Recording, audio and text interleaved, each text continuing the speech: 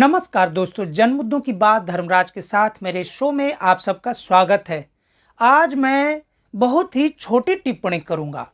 यह छोटी टिप्पणी बिहार में शराबबंदी के मामले पर है। पटना हाई कोर्ट में जस्टिस पूर्णेंदु सिंह के कोर्ट में एक मामला चल रहा था। उस मामले की सुनवाई करते हुए जस्टिस पूर्णेंदु सिंह ने साफ साफ दो टूक शब्द में कहा कि बिहार में शराब बंद करने का जो कानून है, दरअसल वह अफसरों के लिए, पुलिस के लिए कमाई का जरिया बन गया है।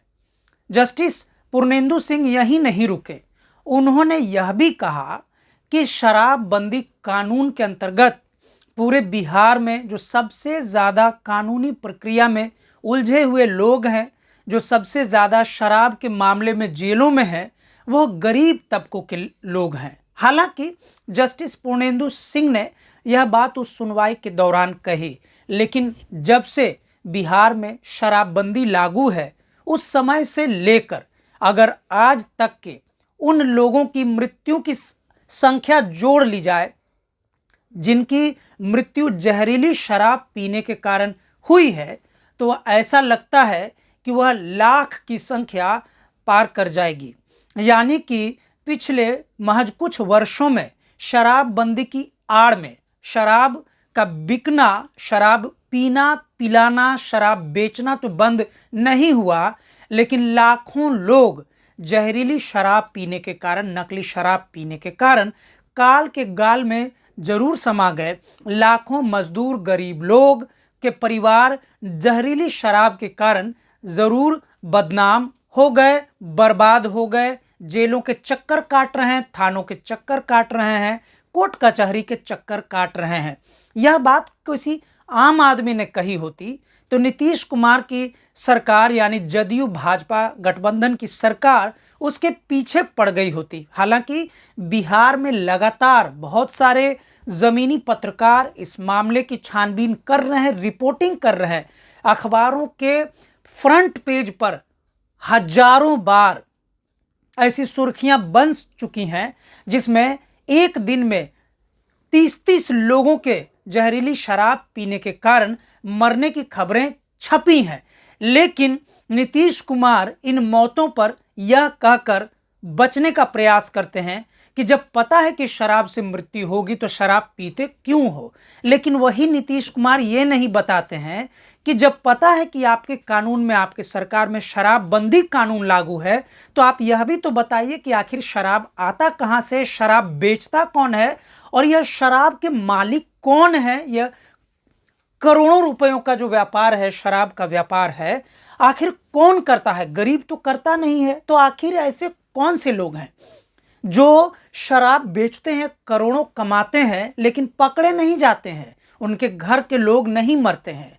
आपको याद दिलाता चलूं कि जब नीतीश कुमार बिहार के मुख्यमंत्री नहीं थे, बल्कि जब 2005 में वे मुख्यमंत्री बने थे, तो ये वही नीतीश कुमार हैं जिन्होंने बहुत ही कम दूरी पर एक समय में शराब के ठेके भी खुलवाए थे, या यूं कहिए कि बिहार के उन लोगों को भी शराब के ठेके तक पहुंचा दिया था जिनके घरों में शराब पीने का चलन नहीं था। लेकिन जब शराब पीने का चलन आसमान पर पहुंचा, अचानक से इन्हीं नीतीश कुमार जी की अंतरात्मा जाग गई और उन्होंने अचानक से शराबबंदी ला दिया। जब शराबबंदी लादा गया और जब बहुत सारे लाखों लोगों को शराब की आदत भी नए नए ठेके खुलने के कारण हो गए, तो जाहिर सी बात है कि ये लोग ब्लैक मार्केट में शराब खरीद रहे थे, पी रहे थे। उसके बाद से जो राजस्व में शराब के जो बेचने से जो टैक्स के नाम पर कम से कम जो भी 4,000 करोड़ से लेकर 8,000 करोड़ तक के जो पुराने लोग डेटा देते हैं, वह तो राजस्व विभाग बताएगा, वित्त मंत्री बताएंगे बिहार सरकार के कि कितने करोड़ का बिजनेस, कितने करोड़ का टैक्स शराब से बिहार सरकार को आता था और अब नहीं आता है। शराबबंदी के बाद से यह भी एक बिहार के राजस्व को भी नुकसान हुआ और बिहार के लोगों को भी। जहां बिहार के राजस्व में शराबबंदी के नाम पर शराब नहीं बनती है, यानी कि शराब बेचने के नाम का टैक्स भी नहीं आता है, लेकिन पूरे बिहार में शराब बन रही है, लोग पी रहे हैं, लोग मर रहे हैं। इसकी पुष्टि तो खुद पटना हाईकोर्ट के जस्टिस पूर्णेंदु सिंह ने अपनी सुनवाई के दौरान ही कर दी। अगर आने वाले समय में इसी बात की तहकीकात और गंभीरता से इस पर विचार किया जाए कि ऐसे कौन से बिहार के व्यापारी हैं जो इस राजस्व, जिससे पूरा एक मंत्रालय बिहार सरकार का एक जमाने में चल रहा था, यह शराबबंदी के नाम पर, वह मंत्रालय भी जाहिर सी बात है वहां पे उतने टैक्स नहीं आते होंगे जितना अब आता है, लेकिन उससे ज्यादा लोग शराब बेचते हैं, उससे ज्यादा लोग शराब पीते हैं और लाखों लोग शराब से अभी तक बिहार में मर चुके हैं। बल्कि बिहार में शराब बेचने की तो आए दिन हालत यह है कि आप अपने परिवारों में अगर चर्चा करेंगे बिहार में शराबबंदी की, तो लोग ऐसी ऐसी बातें कहते हैं कि आपको यकीन नहीं होगा। लोग तो यहां तक कहते हैं, जैसा कि खुद जस्टिस पूर्णेंदु सिंह ने कहा है, कि यह अफसर और पुलिस की कमाई का जरिया बन गया है। यही बात बिल्कुल वहां के आम आदमी कह रहे थे। मामला तो यहां तक जा चुका है कि छोटे छोटे बच्चों से उनके स्कूल के बैगों में शराब बिचवाया जा रहा है। भले ही इसका वीडियो, इसका स्टिंग ऑपरेशन अभी तक नहीं आया है, लेकिन यह बात इतनी कॉमन हो चुकी है कि आए दिन कोई भी व्यक्ति ऐसी बातें करता है और यह बात छिपी हुई नहीं है। राहुल ढोलकिया की एक फिल्म थी रईस। रईस में शाहरुख खान जब बचपन में छोटे होते, उनके पास कोई काम धंधा नहीं होता है और गरीब होते हैं, तो शाहरुख खान अपने स्कूल के बैग में ही पहली बार उस वक्त शराब एक तरफ से दूसरी तरफ ले जाते हैं, जब पूरे उस शहर में पुलिस की नाकाबंदी हो जाती है। जो कल तक बॉलीवुड की फिल्मों के दृश्य होते थे, अब वह बिहार में वैसी चर्चाएं आम हो गई है। लेकिन बिहार सरकार को, नीतीश कुमार को साहस नहीं है, हिम्मत नहीं है कि इस पर खुलकर वह कानूनी कार्रवाई करे।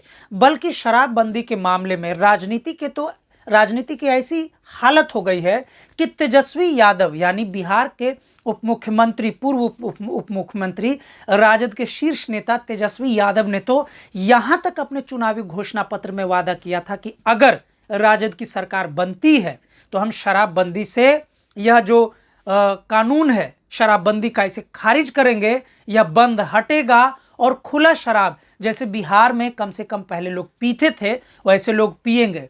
बल्कि प्रशांत किशोर आए दिन राजनीति में चर्चा में बने हुए हैं। प्रशांत किशोर के चुनावी घोषणा पत्रों में से एक घोषणा यह भी है कि अगर वे भी राजनीति में, बिहार की राजनीति में मजबूत होते हैं, तो वह भी शराबबंदी जो है उसे खत्म करेंगे। दरअसल सभी घरों में अब यह बात पहुंच चुकी है कि शराबबंदी का कानून नीतीश कुमार की सरकार में पूरी तरह विफल है, असफल है।